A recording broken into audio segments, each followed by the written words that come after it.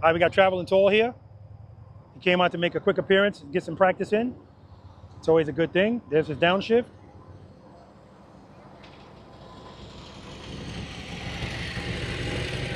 See all of that? That's what we don't want. I thought you said do it. All right. So tall stop.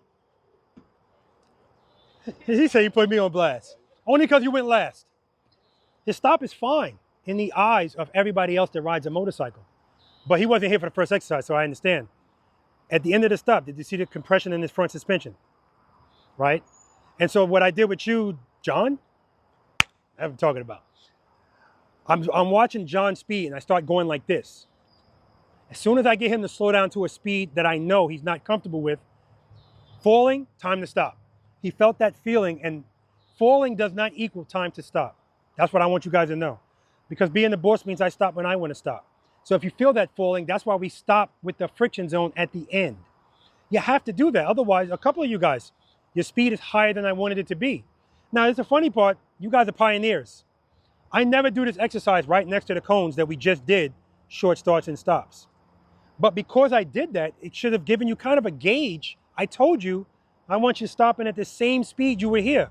So if you're at these last cones and you're still moving this fast, you're going too fast. There's no way that stop's going to be smooth, right? So again, this is the part where we start stepping outside of our comfort zone. You want that bike to carry you into the stop so you feel good.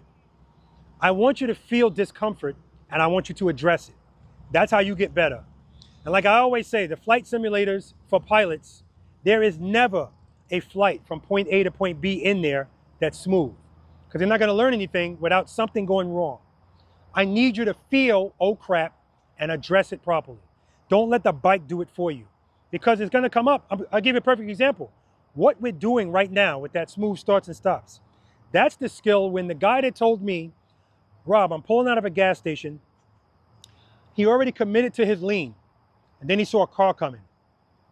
Front brake, bike down. And he told me I had to lay her down, Rob. I didn't have any other options. Is he FOS?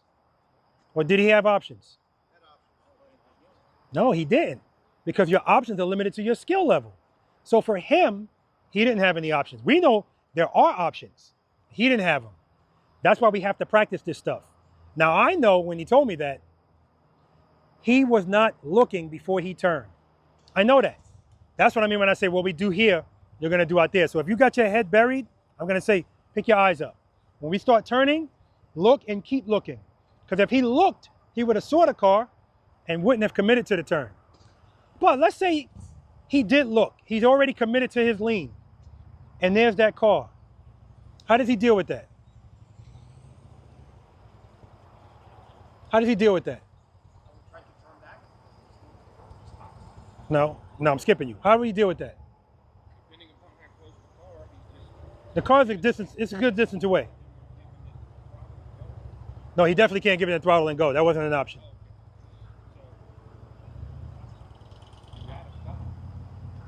Hit the brake? Yeah. Tor, how do you deal with that? Can you ask the question one more time? I'm sorry. You're committed to a lean already, and then you see something and you have to stop. How do you deal with that? Committed to a lane already, and I see something. Yep, you got to stop. I have to stop. Well, you better straighten the bike up before you come to a stop. Do we stop with? But you don't stop with your front brake. If you're in a lane, you stop hard with that front brake, you can wash that front end out. You're going down. Do we stop with the handlebars turned? No. So what he said is absolutely correct. We got to straighten out that bike. We're already in a lean. We got to stop. How are we going to straighten out the bike?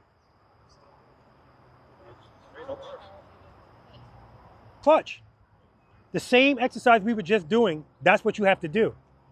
But see, this is my point. This is when I say stopping a motorcycle is not just stopping a motorcycle, it involves technique. Yeah, it's cool just stopping regularly, but in a situation like that, when you're trying to come out of a turn, that counterintuitive thing comes up again. Wait a minute. I need to stop, so you're telling me to open my clutch? Yes, because you got to stand the bike up. And what does it want to do with power? It wants to stand up. Friction zone, but I'm on the rear brake at the same time. Friction zone, as soon as I get it straight.